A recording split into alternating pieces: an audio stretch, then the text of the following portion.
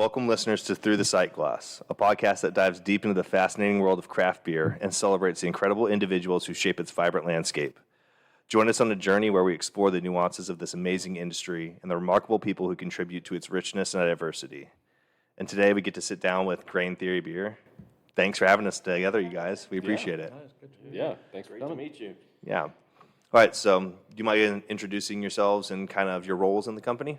Okay. My name is David Castleman, and my primary role is more around the administrative side of things in HR and business development and that kind of stuff. Okay. Yeah, my name is Matthew Cockburn. I'm one of two brewers and I guess part owner and coffee roaster. My name's Jeremy Sibley, and I am also a brewer and also an owner, and kind of a Swiss Army knife here. Every brewery kind of needs one of those, and I just fix things and make things and just make it happen. Very true. Very true. Well, cool. Group of eclectic skills. Oh, Very yeah. needed when starting a brewery. Very So we like to start off kind of where do you call hometown? Where did you guys grow up? Well, I'm from South Africa and been in the U.S. and Texas for 33 years now. Oh, nice. So my accent's all but messed up, so it's not quite South African, it's not quite Texan, it's Australian. Somewhere in between. Yeah. So born and raised there, grew up there, got into the business world over there and we moved here, got married for 5 years. Before we moved here, I was 27, came to Abilene, went to ACU, Oh, nice. and then spent 15 years in ministry, and then kind of got back, or at that point started home brewing, and got back to Abilene. Long story with all of that, but Yeah. and then joined the homebrew club, and that's where I met Matthew and Jeremy. Oh, nice. Okay. Did you travel much for your ministry? No, it was just at churches, different churches. Oh, okay, gotcha. Yeah.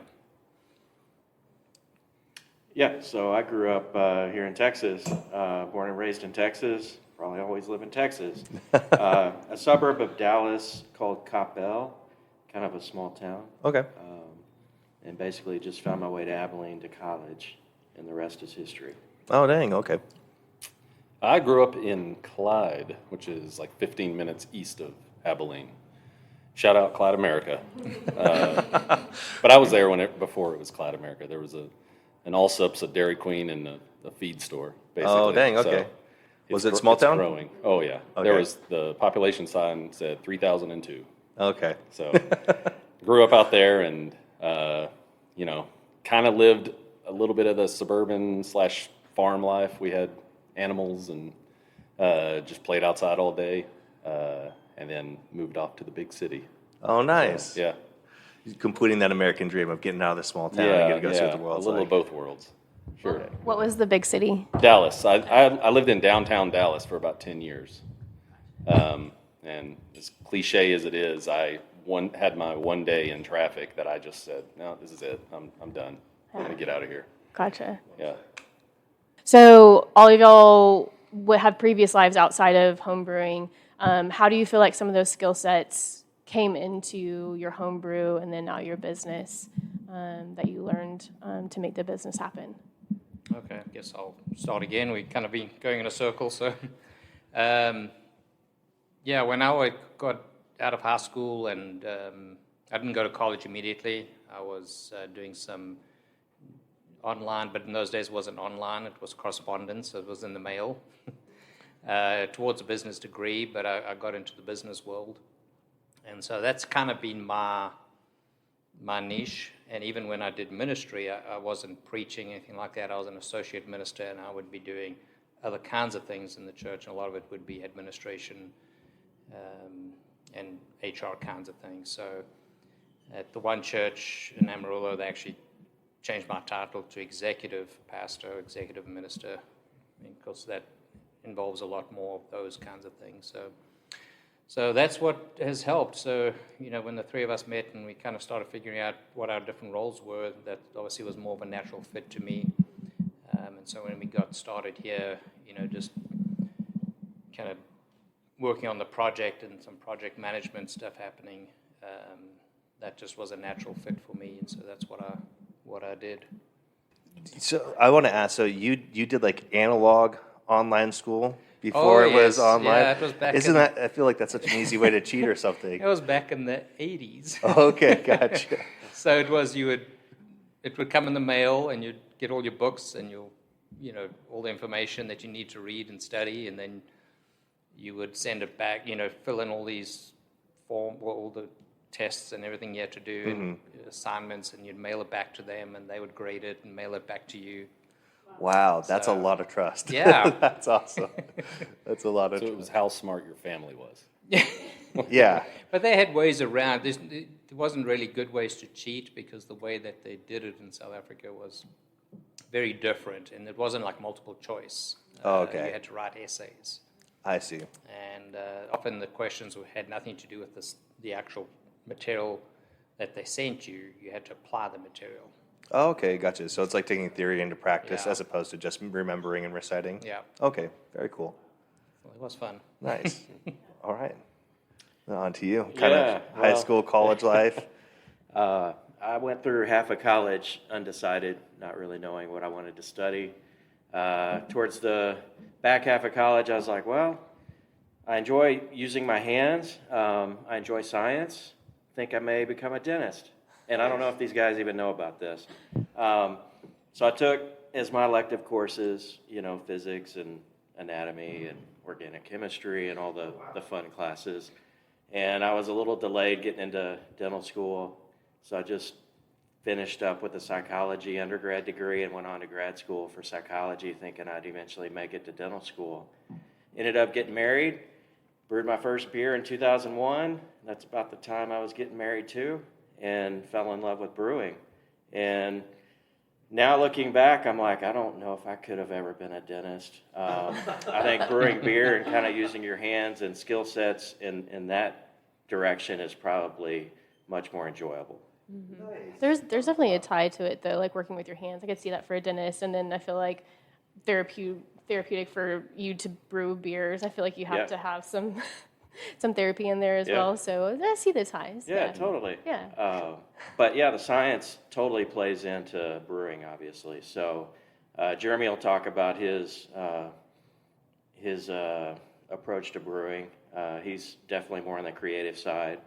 I've got a little creativity, and I enjoy that aspect of it, but I'm probably more of like a technical brewer. Like to get things dialed in exactly the way they should be, or at least how I think my recipe should be. So that kind of fits in line with, the science and the analytics of just kind of my history. So Very nice. Consistency to perfection. yeah.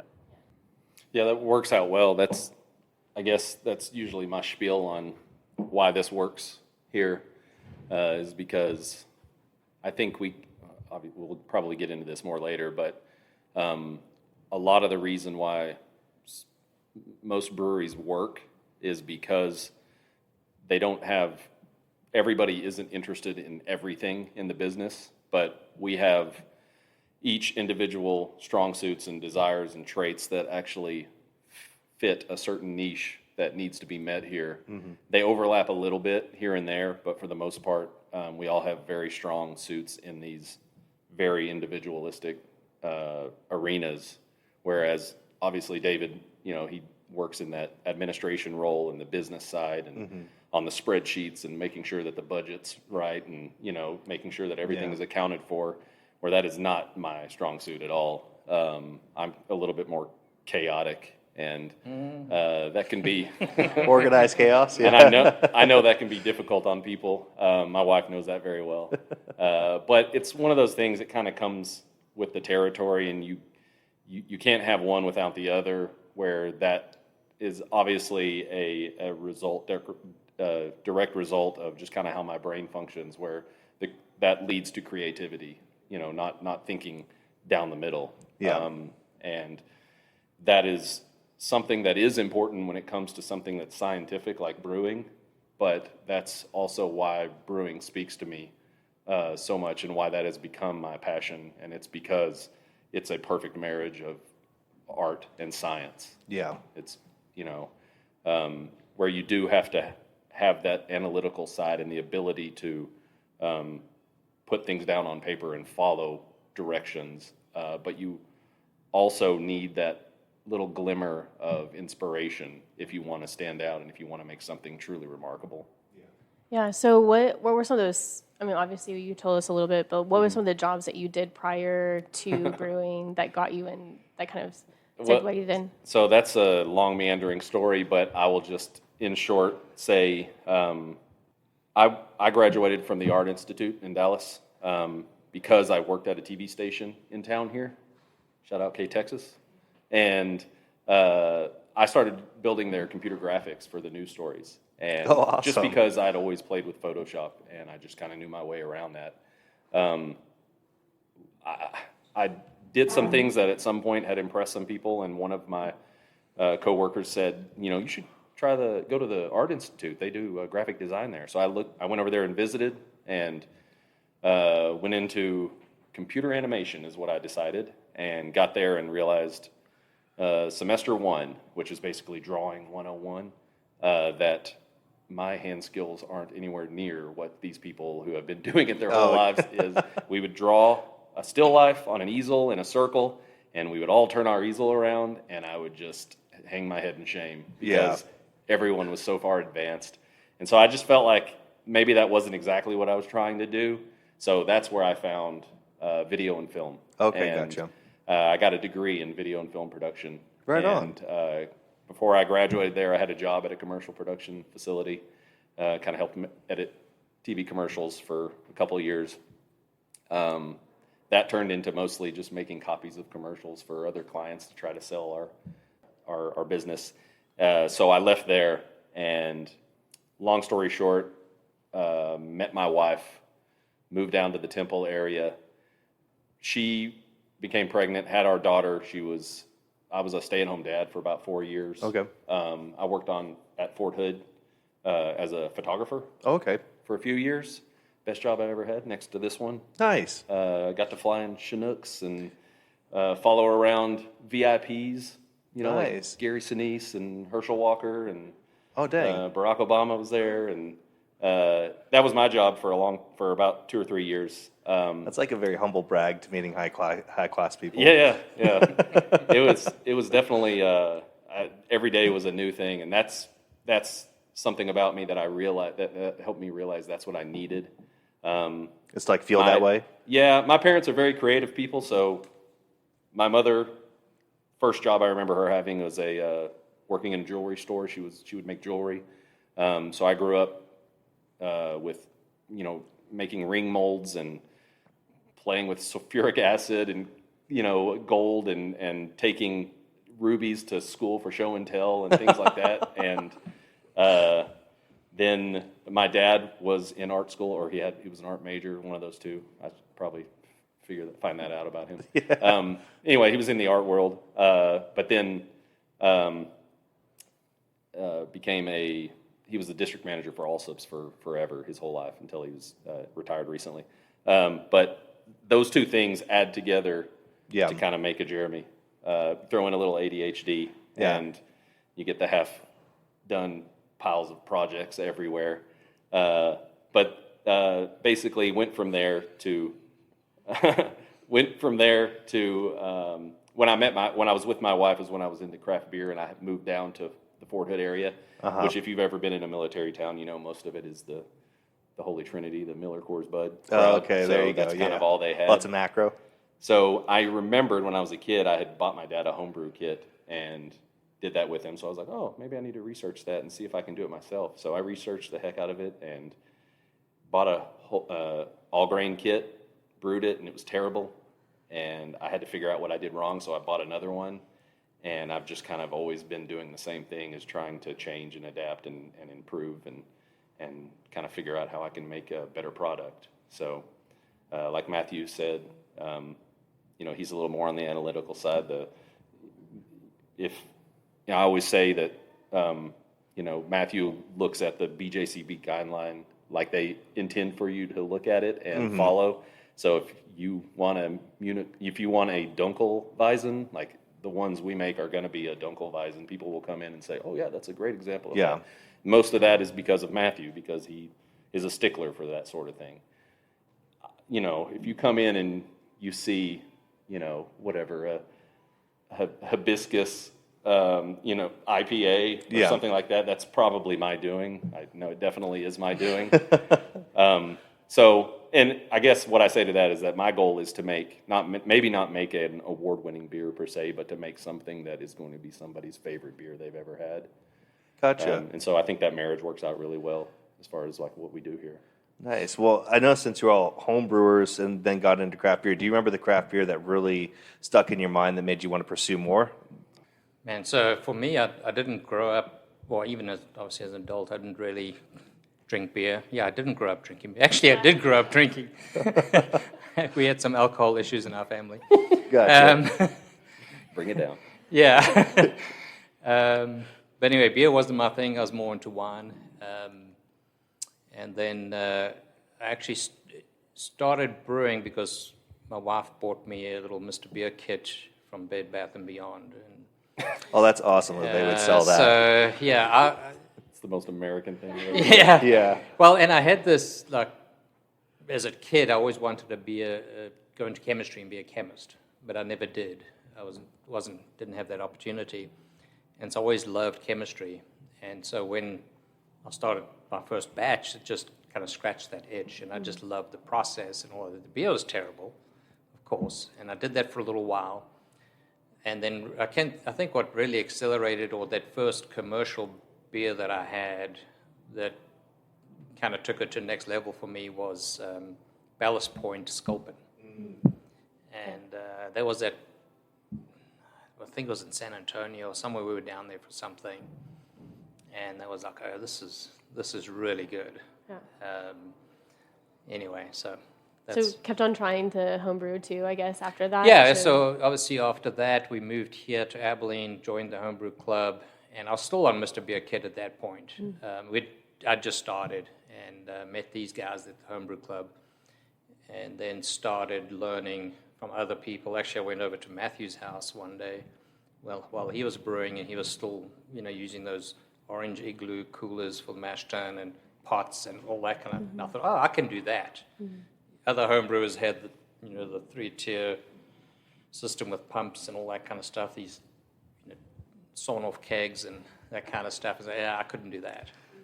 So I spent a lot of time with Matthew at that point, just learning some of the basic, all grain kind of brewing. And that's when I started upgrading what I was doing, and eventually got one of the electric grain fathers and so on.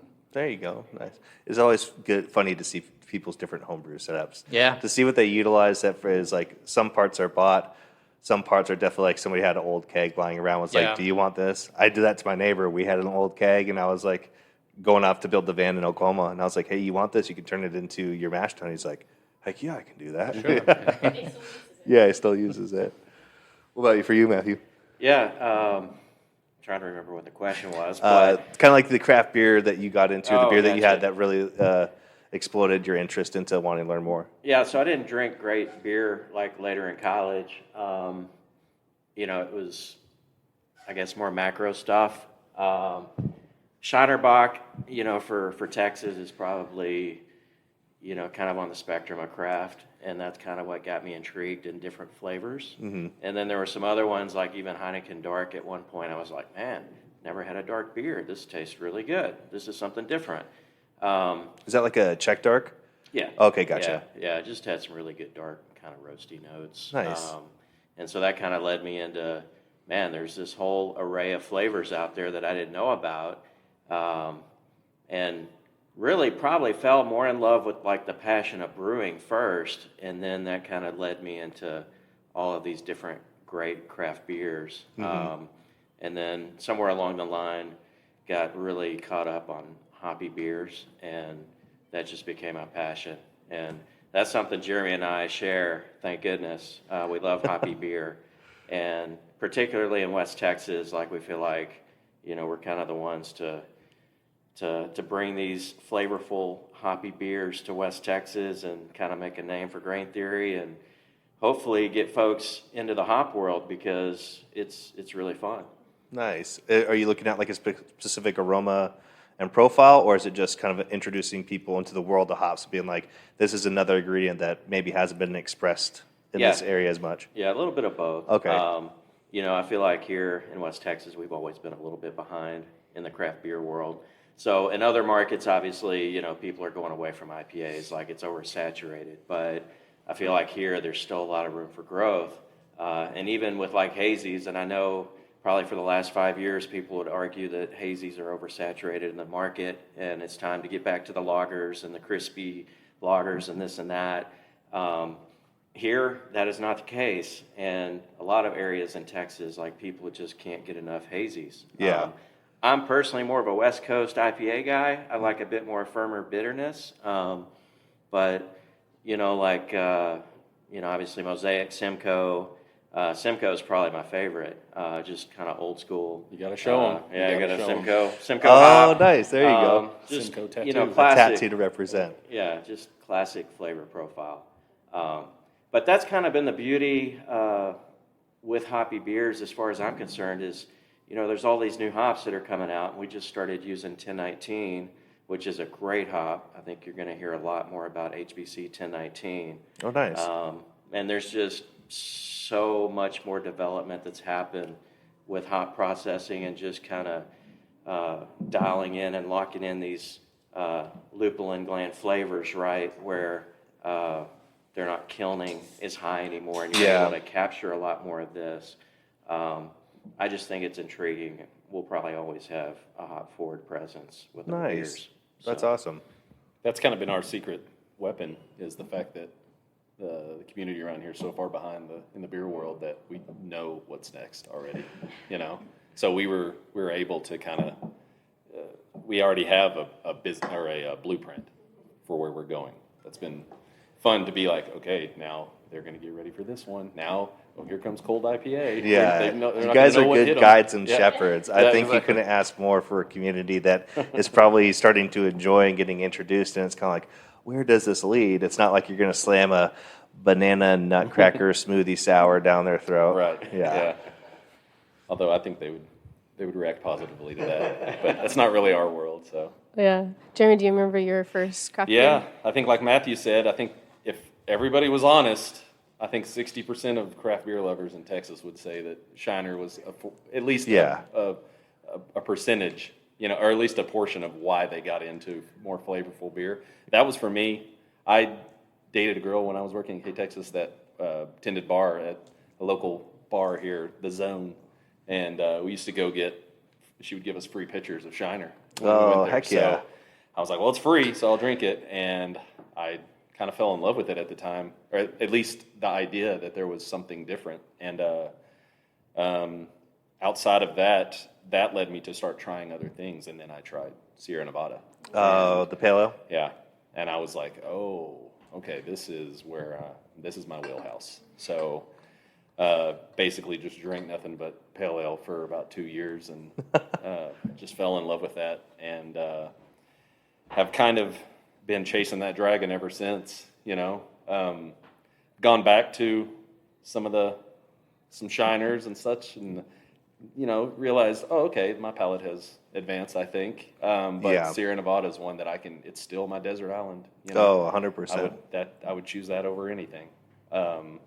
So like Matthew said, that kind of had me fall in love with the hop, and been kind of, with my kind of wild card scatterbrain way of doing things. It's the hop world is so fun because it's just this giant sandbox that's always changing, and there's always something new and something they've advanced it. The whole goal now is to come up with the next big hop, it seems like. Yep. And that's what I love. We loved when Sabro came out. Sabro was my thing. I love Sabro. Yeah. And then, Strata came out, and Strata was another one. And then now we have all these experimental ones that just have numbers now. I mean, they've always had that, but now being able to be in the industry and kind of get a lead on that sort of stuff and just play with it and see, that's kind of my favorite thing, is that we get to try this new stuff that nobody's ever tried. It's the same thing as when you go into a brewery somewhere and you see that there's an experimental IPA on the board. Like, that's the one that I'm going for sure. And I know these guys are similar, just because for me, it's all about building my little Rolodex of knowledge and flavors and things that I can use in something else down the road. Yeah. So, I think that's a big strong point of grain theory is the fact that one of our main focuses is on experimentation and trying to be innovative while still remaining true to like the classics and things like that. So we kind of have something for everybody. Right on. Yeah. I like that. I was just going to comment and say that, yeah, the hop world now seems like a nuclear arms race for how so many different things are advancing and new Yeah. products. Yeah. I mean, I can think back and remember when, hop keef and hop oils were first starting out, and now there's just hundreds of those different types of many products. options, And they keep yeah. upping it and upping Right. it and upping it. So now when you sometimes read beer descriptions, it'll be like not only just cryo hops, but it's like, thiols, segmented from, mosaic, and then Simcoe that has been stratified in the, nitrogen. And I'm just like, this Right. is getting wild. But Yeah. it's cool to see how it expresses. Yeah, it's not simple anymore. Yeah. Yeah. You totally nailed it with the hops, but along those lines is the yeast development too, and those two playing together is extraordinary, and that's the future. Like these new yeast strains and thiolized Yeah. yeast. Have you all played with thiolized yeast yet? Yeah, Oh, yeah. we have.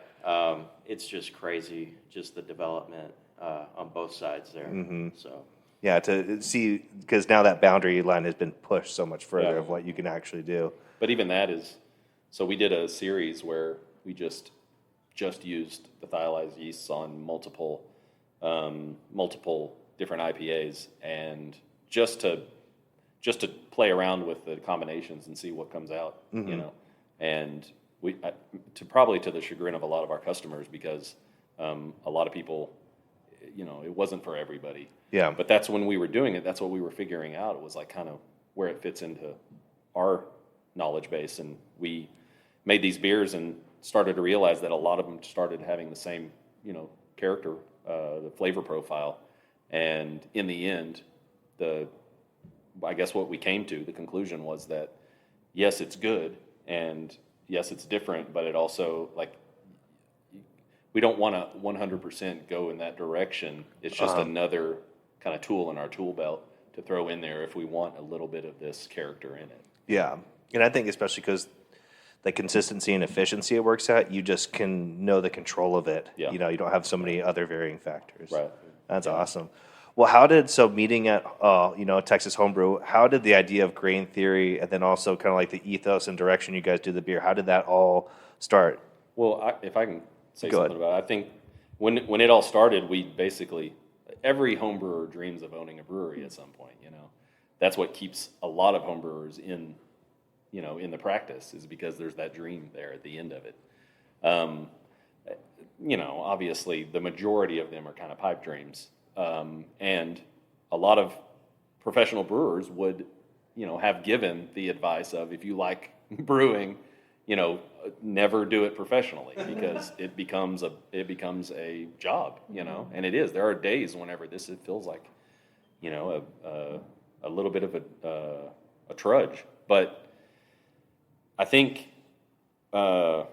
whenever we would meet, we would have these. We all kind of joined the homebrew group around the same time, and we had, I guess the spiel that I have on that is that we have always said that we joined up, and oftentimes we would find ourselves conversing about some interesting new technique that we read about, or some article, or some new yeast strain or something, or picking apart a commercial beer that we found that was so great, where a lot of the other people were there to, just kind of for the camaraderie and to drink beer and to, have a good time or something. But we were always very geeky about the process, and we oftentimes would be away from the group, just together, kind of having our own little meeting.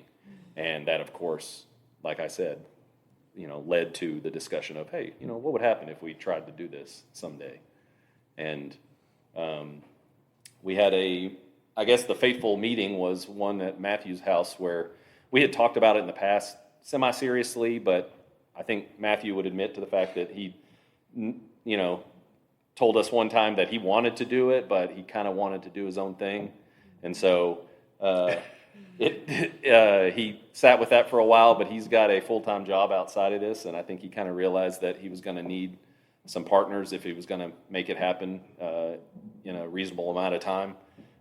So he one day had to come to Jesus with us, and we hung around after the meeting and sat around the fire pit like we did many times. But this one was a little longer, and we were there till the wee hours of the morning because he said, "Okay, I think this is it. I think I'm ready to discuss the possibility." And I remember David saying, "Okay." So, and he got out his notes app. Got the business mind. And David's let's go. like, here's my spreadsheet. I Exactly, didn't have the yeah. time, the plan, Hit the everything. ground running. He started making lists. He's like, here's all the properties I've already scouted out. Right. No, nothing at that point, but Yeah. it But didn't take long after that. so then we set up like regular meetings of discussing like how we were going to make this happen. What year was that? So it was November of 17 is when we kind of came to that. And then it was early 18, about February, when we found this spot that we were in. And then by April of 18 is when we announced it publicly and started our social media and all that kind of stuff. And then it was 3 years Then until it took a construction while, and COVID. because then first of all, even before COVID, this building, the contractor that they had on this building, we leased our space, of course, but the owners of the building got someone that was pretty cheap, but he was also really slow, and this was way over his head, so it just took forever. Yeah. And we were meant to open by the end of 19, and then it was March 2020. And thankfully we didn't, because that's, of course, when COVID hit, so that slowed it down again. So eventually we opened December of 2020. Gotcha. There were Yeah. some days where I drove up and it was literally the contractor and his son pulling bricks off the side of the wall by themselves, and there was Yeah, no it one else in the took forever. building. Yeah, And that's a that was huge brutal. frustration point. Yeah, But but in the end, hindsight, we're yeah. like, thank goodness we didn't open. Yeah. Yeah, it ended up being our saving grace. So, which, there a lot of these breweries, like there's recently one that we bought some equipment from and stuff, and they just shut down. But he said they opened up right before the pandemic, and he said they started at a deficit, and he said they just never were able to pull themselves out of it. Yeah, I feel like a lot of the breweries that opened at the start of COVID or right before it are like forever traumatized in Yeah. this weird Yeah. hole too of, debt and money and demographic of how, the beer landscape looks. Mm-hmm. Well, I would say sorry that it took so long, but I think that's almost every brewery. I think we've talked really? talked to one Yeah. brewery where he's like, "Oh yeah, the building out went great and it went right on schedule." And I was like, "You might be the only brewer to be able Very to unique. say that." Yeah. Yeah, it was a tough wait. I wanted to ask, how did y'all come up with the name Grain Theory? You want to start the story? Yeah, well, we could call it hop theory, but grain theory is great. We went through so many names, and we just never could land on anything. And we kind of handed this off to Jeremy to take the lead on, and he came back with several names. We're like, no. And then Kept feeling defeated. he came up with grain theory, and he can explain more about it, but I was like, okay, I think we can do that. Because grain is obviously very critical to beer, and the theory part speaks to me, and really just the analytics and science behind what we do. So I was like, yeah, that's great. So Yeah, I had a spreadsheet for all the different words. I've always kind of, even as a home brewer, I have I can pull it up right now. There's probably about 400 names for beers that I have, and it's just nice. pulling up little. I'm always thinking about that. So if it's a poem I read or a book I'm reading, a little phrase, a passage, or I hear a lyric in a song, or somebody says something on in an interview, and it's just something that rings in my ear as like a pretty combination of words. Like Yeah. I'll just write it down and come back to it later and read through it when I'm looking for something specific. And so basically what I did was broke it down because we knew we wanted to show people that we were going to be focused on details, and that we were serious about what we were doing, but that we were also going to be experimental and scientific about it and fun by trying different things. Yeah. And so what I was trying to do was combine two words that would kind of, fit that, but that also sounded good together. That was the important thing, is that he wanted it to kind of roll off the tongue. And, there's something about, it's the whole cellar door thing, like that, grain theory just fits well. Yeah. I don't know what it is. It just made sense. And I was literally driving home with, I was bringing my son home from soccer practice, I think, and I had to pull over because it was a little bolt of lightning. I was like, grain theory. Whoa. Pulled over and texted the guys and was like, grain theory. And then kind of started driving, and they were like, all right. I didn't That's immediately awesome. get I don't know.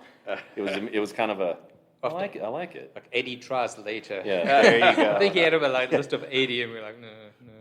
Hey, that's good. You waited to pick for the right one. Yeah. Yeah. And so I always like to say that it's the idea of grain is, it's the base of everything that we do. And even that, you can break it down even simpler to just the one little, kernel of grain. And as long as you focus on that and make sure that that's really good, and you build on it following that same process, then everything kind of stacks up and combines and equals a quality product. Nice. So- no, I would agree. Yeah. And I mean, especially it seems like, and this leads into the next question, the branding is wonderful, and I think especially for a town like Abilene that I think has a lot of history, but is also getting newer businesses and looking a little more updated. How has the city and the community received Grain Theory as y'all have been here? I'll start. Well, I think pretty well, yes. I think right from the get-go, the location alone was really helpful. It's a pretty cool looking space on the second floor of a building with a balcony. And that immediately got a lot of people's attention. But even if I back it up prior to that, we brewed a lot of home brew, of course, and we took it out and gave away a lot of beer. So people started tasting our beer. So you did like guerrilla marketing before. Oh, yes. That's and awesome. we were out there. And, We had 3 years to give away beer. we gave away a ton awesome. of beer at events, in stores. We'd go to a barbecue place down here, and as people were in line, we're just handing them beer. And so, Did you have them in cans or did you do soda no, bottles? we actually It have was a literally just soda converted cakes. freezer. Oh, that's That's awesome. the homebrew way. We took Okay. our keys everywhere, Yeah. and we would just pour and hand out. We created we put a freezer, built a frame for it on wheels, and it would fit 3 kegs in there, and put a 3-tower tap on it. Or we Oh. could just put it in the back of the truck, get it somewhere. We didn't have to bring ice and jockey box, all that stuff. Oh, just that's plug it in awesome. and go. Yeah. That's awesome. And I think that built a lot of followers for us because we had our social media going and people were ready. So by the time we opened, we just had a good influx. In terms of just general, besides the regular customers and so on, support, we've had a lot of that. At times we've had debates about whether things like the Development Corporation and city and all that could be more helpful to us here downtown, which we haven't had much of that. But as we've opened and kind of people have gotten to see that we are serious and that this is not just a small little brewery that's going to be here for a while and disappear, we're getting a lot more support. And, Good. So that's been pretty good.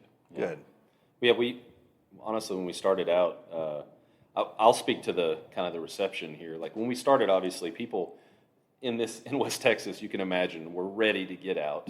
We opened December 26, 2020. So we were the day after Christmas. We actually announced, short story, we announced that we were going to open up previously to that.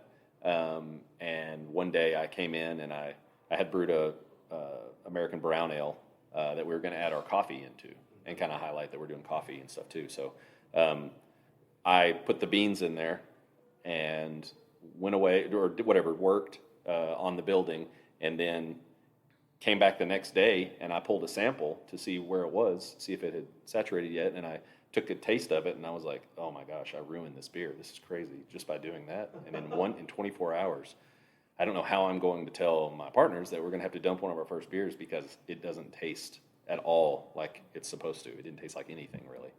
And so I remember being up on a stool, painting a wall, and I happened to look over and I saw David pull some coffee off the urn there, and he took a sip of it, and I saw him scrunch up and kind of look at it and think, oh, that's weird.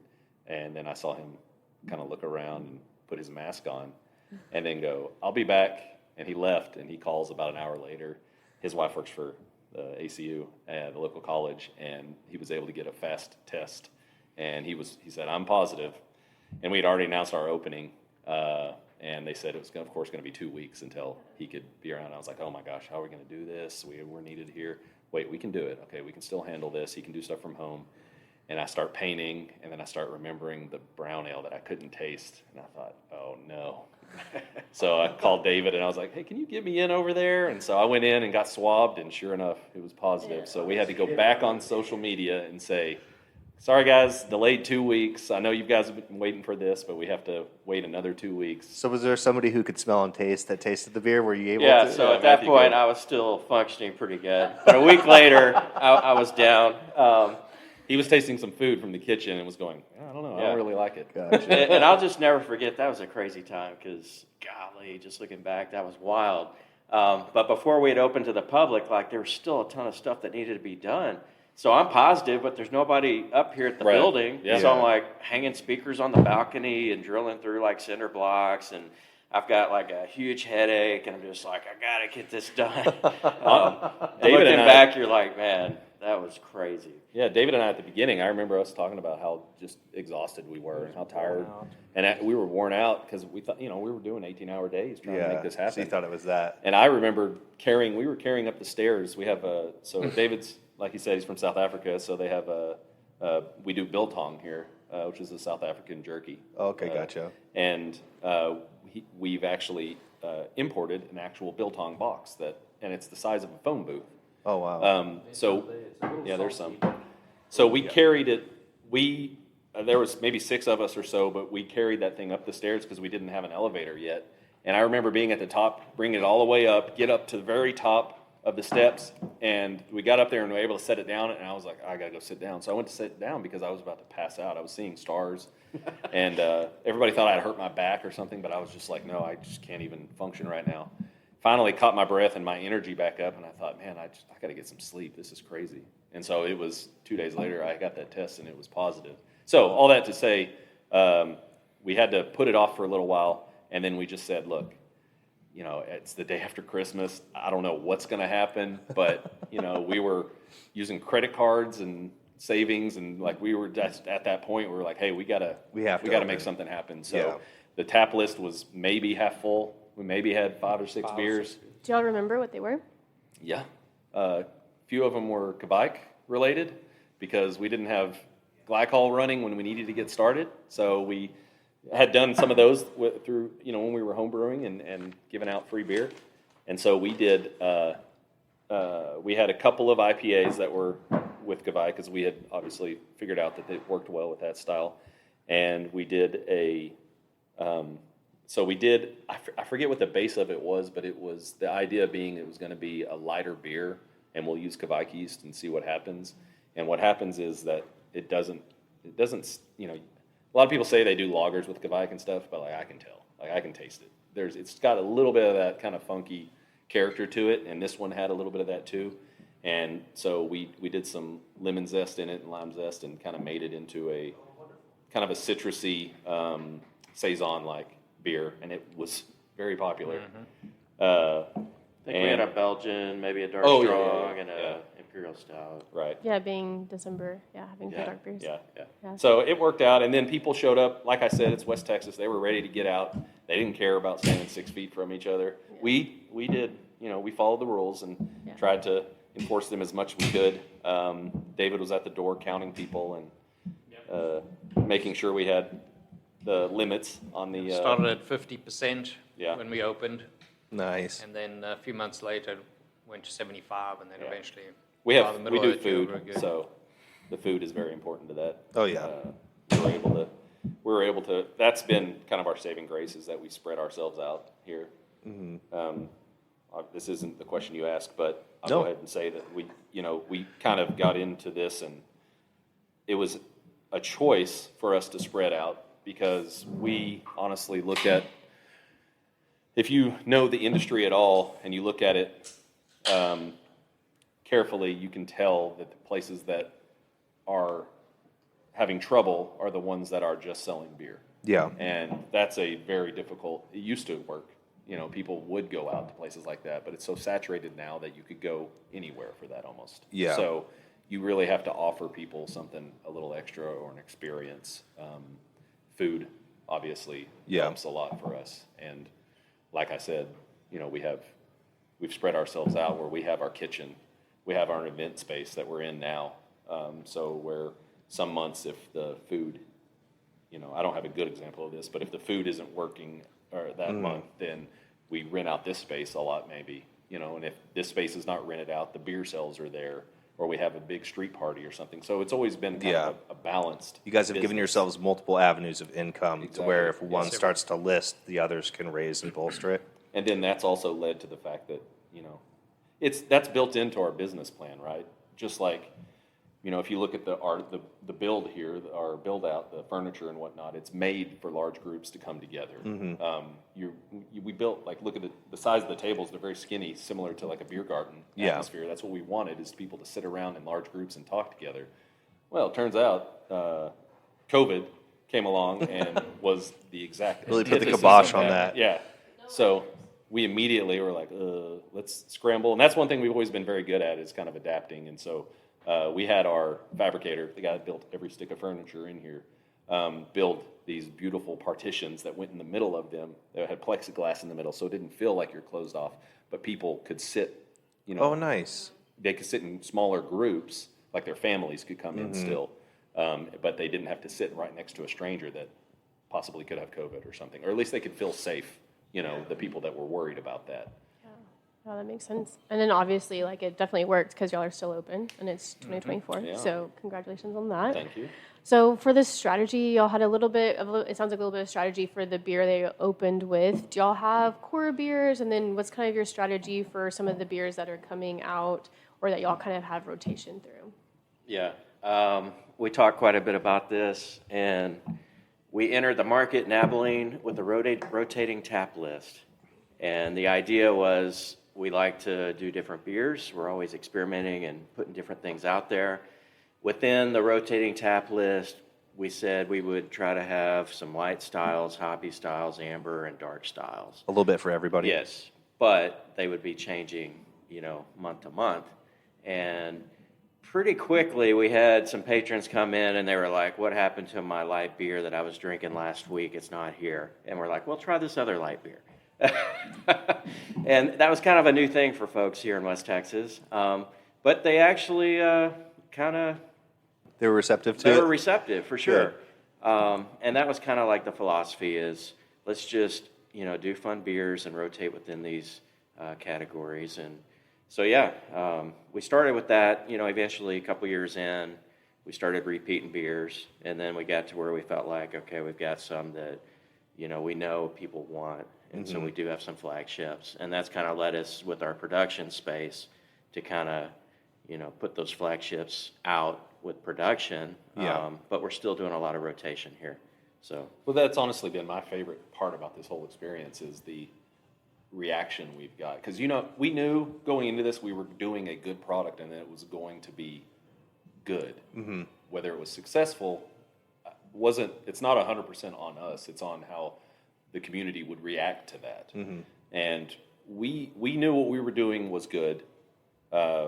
We just hoped that we could, I don't know what the word is, assimilate our community to like what we enjoyed. I think when we started, we had, like Matthew said, we did these beers and they were big hits, these certain beers we had. And there were ones we never, ever intended on doing more than one time. We just were like, well, let's try this and see what happens, you know. And they turned out really good. And I think that like I said, my favorite thing is that first, I'd say 6 months, we would get comments. People coming in saying, oh, you're not doing that one again? That was how am I going to, you know, that's the one I would come and get every time if you had it on. And my dad was one of those. My dad actually came in and said, how are you going to do this if I can't go in and get my favorite beer? You know? And I was like, well. Don't you love me? I said, I'll be honest with you. if you're that type of person, you may not be our target audience. Yeah. But I will say that if you find, it's like finding an musical artist that you like, you know, it's not about that single song, you know, you don't just listen to that song over and over again. Some people do, that's fine. But, you know, you find that band that you like the sound and you like what they're about, and you can listen to an entire album and it's good, and you just buy, whenever they have an album, you buy it because you know you like them, so you build that trust, right? So my elevator pitch for what Grain Theory does as far as the beer goes is that we don't sell flagships, we sell trust. Okay. So Nice. the idea was that we would say, hey, like Matthew said, you start with these kind of style taps, right? So we will always have a light beer on. We've got a 1,800-foot balcony in West Texas where it's 105 sometimes. You know, you're going to have the light beer. Yeah. So we know that. That's why we have a double batch fermenter and bright tank, you know, because we know that's what's going to be in that tank. Yeah. Is our Mexican lager, you know, our German Pilsner or something. So we do have. So basically, these people showed up and they would say, hey, you know, I can't get my favorite beer. And we go, well, yeah, like Matthew said, yeah, we didn't do that one, but try this one. And they'll go, oh, okay, now this is my favorite now, though. Yeah. And they'll come in the next couple times and be like, oh, that was my favorite. Wait, no, I do like this one. Yeah. And then now, I honestly, like, I can't think of the last time somebody came in and said, oh, I can't believe you don't have that one on. You know, they may say it like, that's my favorite one that you've done repeatedly, and I can't wait till you do it again.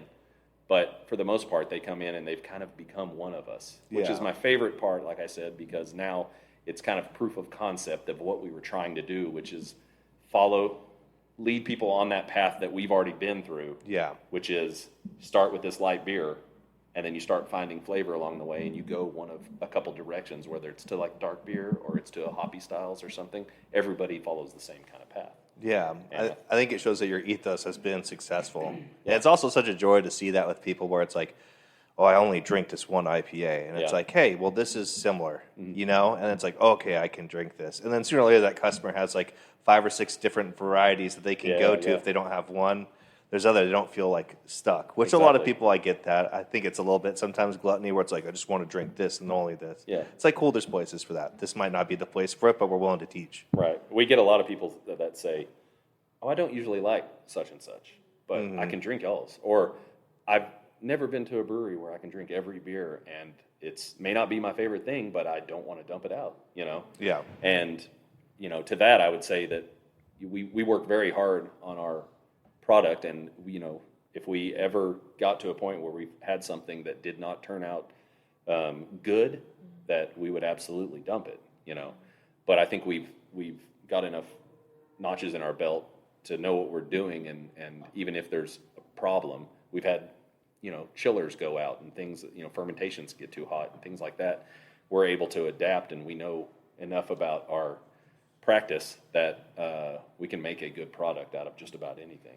And I think that's literally just from doing it repeatedly, you know. We also talked to the bar staff and asked them to kind of give out samples. And another thing that Grain Theory is big on is education.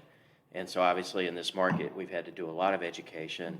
And that's been kind of the fun part, especially having a brew pub where you can be here and interact with the customer, is, hey, why don't you try a sample of this, or have you ever had a cold IPA? Try this.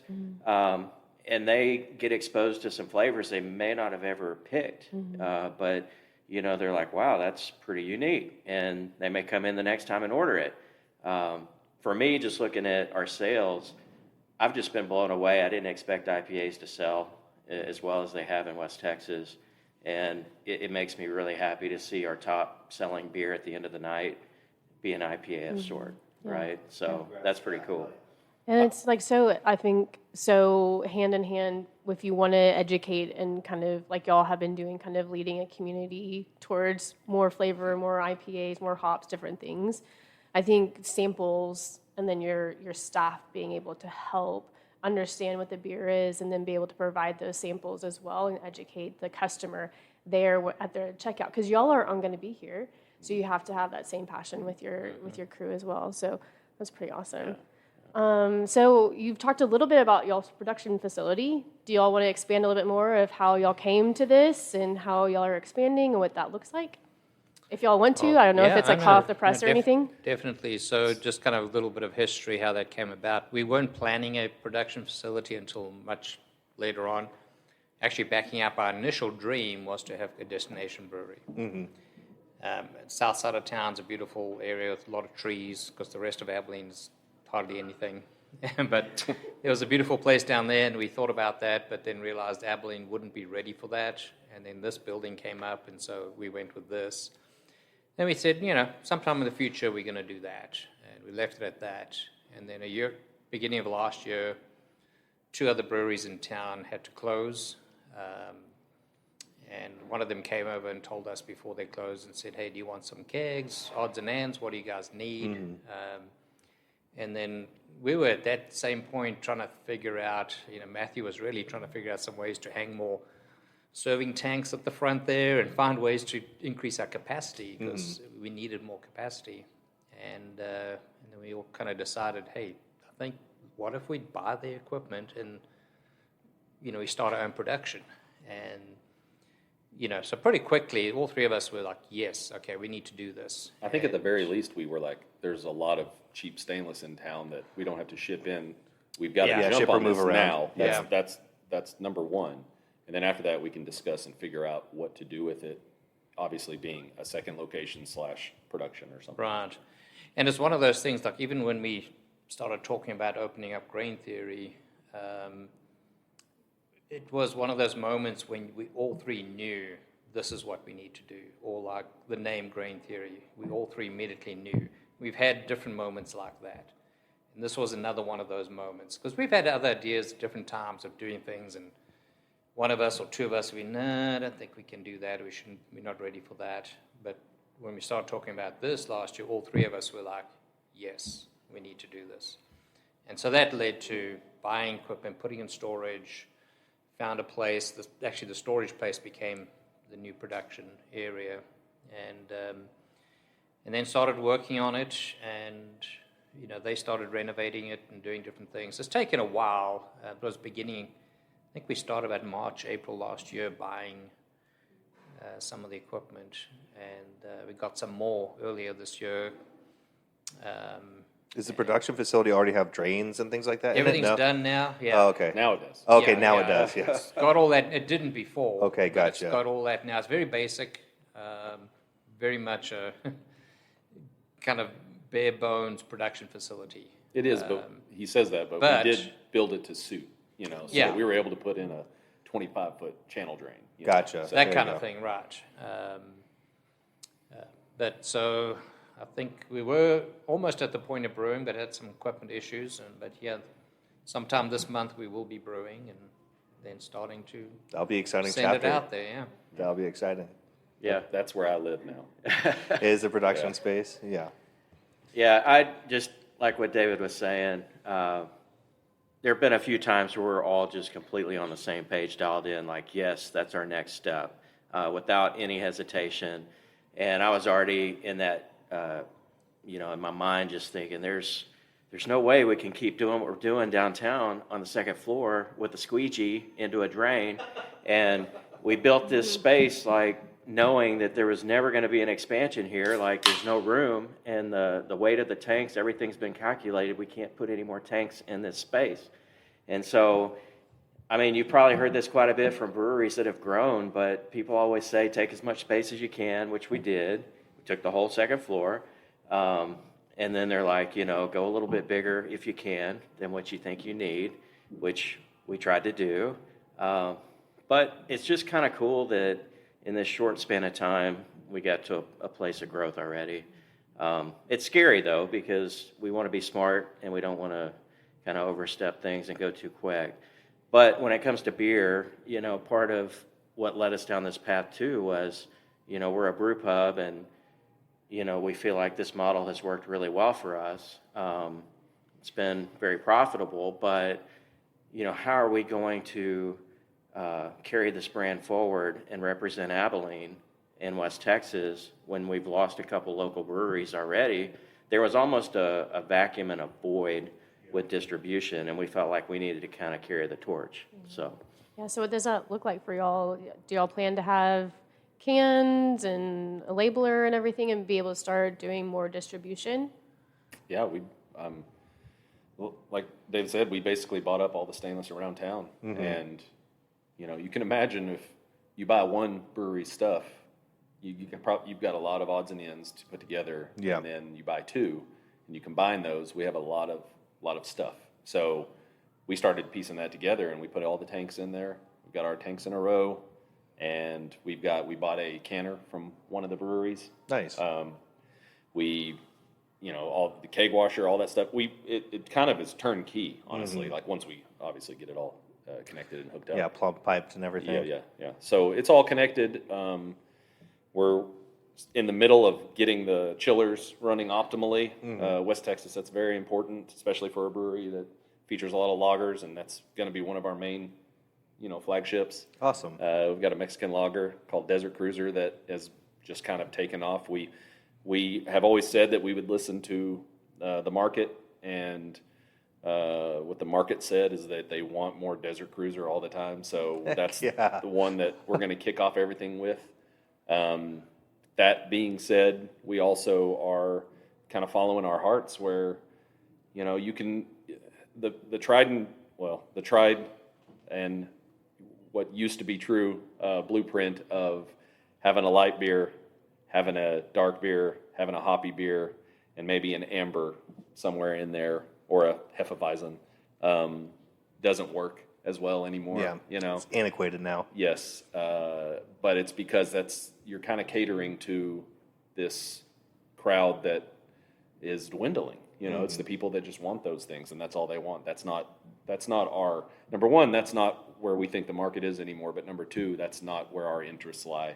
Yeah. And I specifically myself, I can only speak for myself, but I want to love my job. So I don't want to come in and do the same stuff over and over and over again. Yeah. So, but if I do, I want it to be something that I love. Yeah. So we've decided that we're going to hit the ground running and try to feature these, the hops and the things that we love.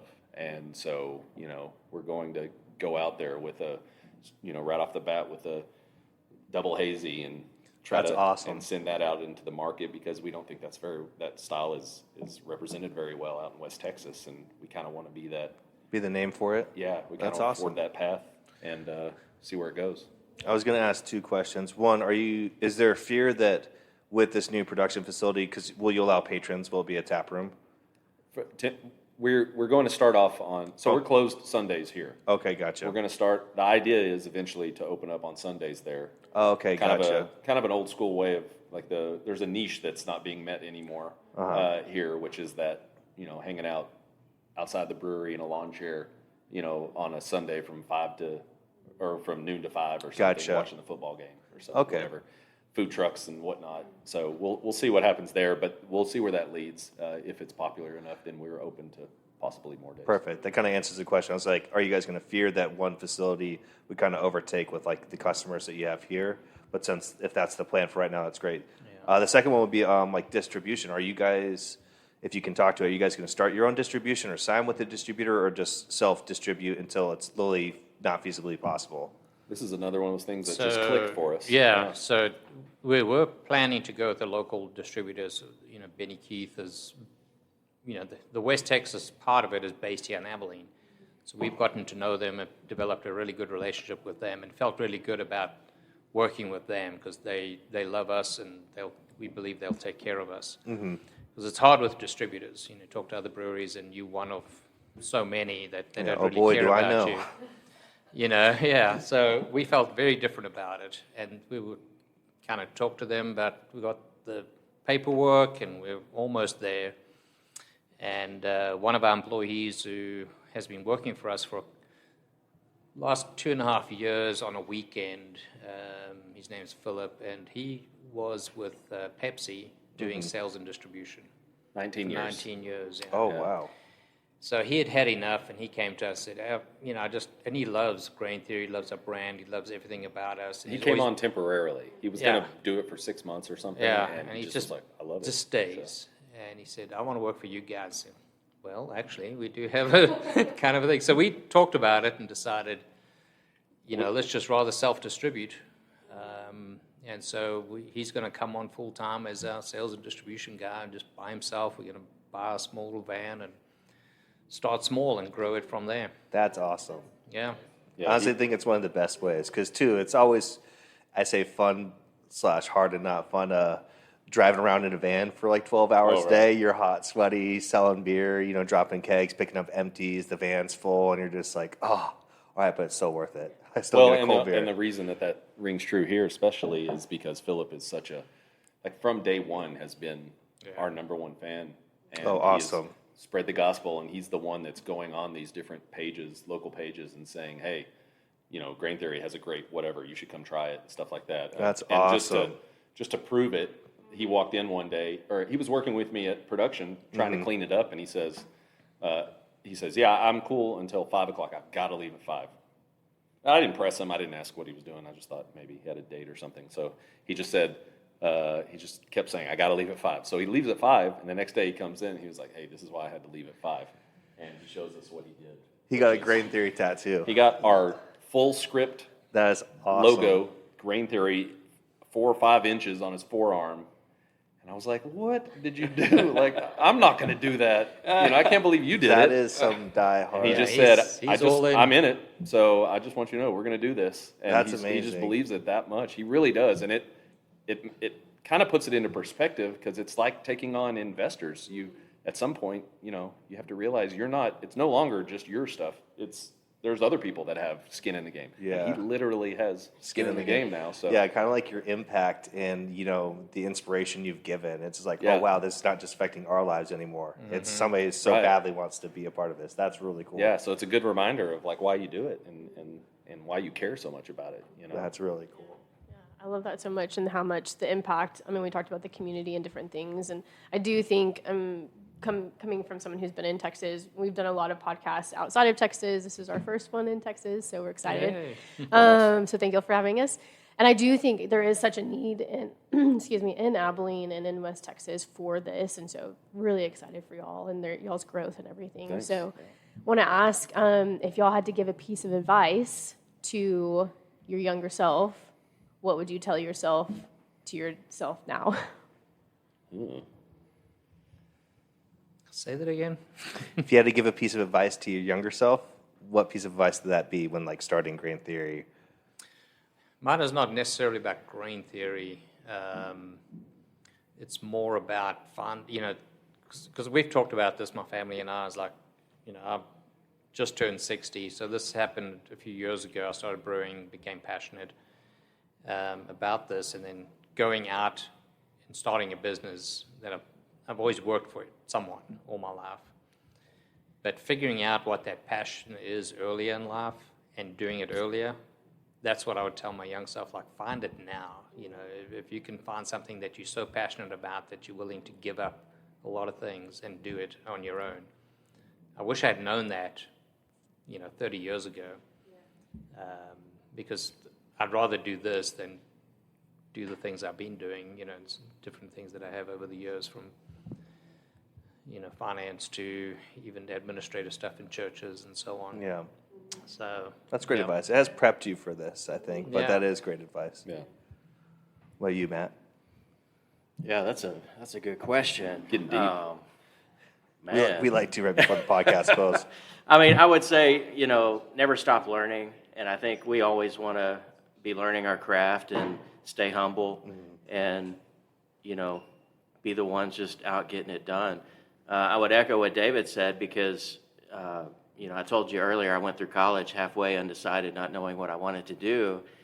And looking back, it's like I remember one of my really close friends. He was my best man at my wedding. I don't get to see him all that often, but this was years ago when I was big into just homebrew and entering competitions, and I was like, man, I finally figured out what I want to do. It doesn't necessarily relate to a degree, but I feel super fortunate that I found my passion, right? Yeah. This is what I want to do for the rest of my life. And then it was later on that this all built out and became what it is. But yeah, Like David was saying, if I could have done that earlier, that would have been great. If we could have opened a brewery like in 2010 and had 10 years of like good growth, that would have been awesome. But I don't know. I would say just never stop learning. Nice. I love that.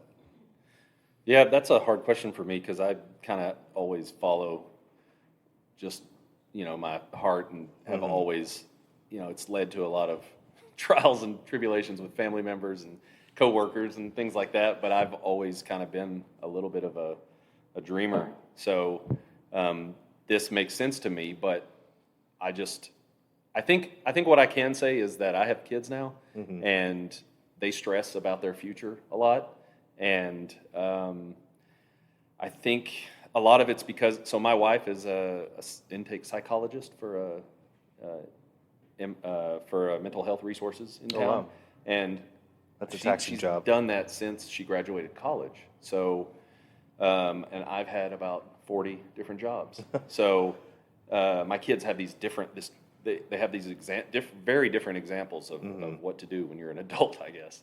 And I've always, what I tell them is when they're stressing about what to do, whether it's my son is graduated from ACU recently, but he was trying to pick a degree and he just couldn't, he couldn't do it. And I always just kind of said, just pick a path, get on a path, and you'll figure it out along the way, sort of thing. And that's my daughter now.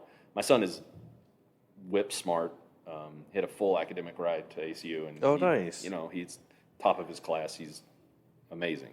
But so my daughter now sees that as the example of what she's supposed to do. So she now is stressing about what am I supposed to do? She's 12. Gotcha. So, but she's like, I don't even know what my job's going to be. I don't know what I'm going to do with the rest of my life. And I'm just like, settle down. You'll figure it out as you go. Just listen to what your heart is telling you. Yeah.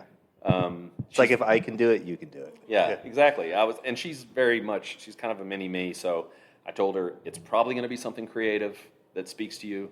You could do many, many things because she's as smart, if not smarter than my son was at the time.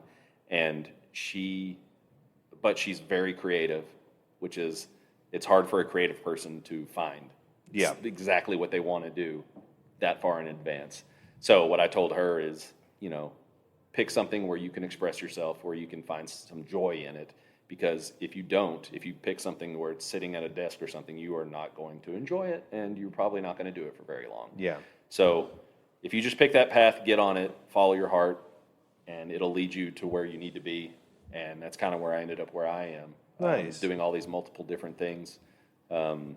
I think, just in short, I left out the part where we moved back into town after my wife got pregnant, and I was a stay-at-home dad for those 4 years, raising my daughter. And then all of a sudden we were like, well, it's time to get back in the workforce. And I was in all these technological things with Photoshop and cameras and all this that I had fallen way behind on. And it was very hard. And I was like, well, you know what? I'm just going to do something I like.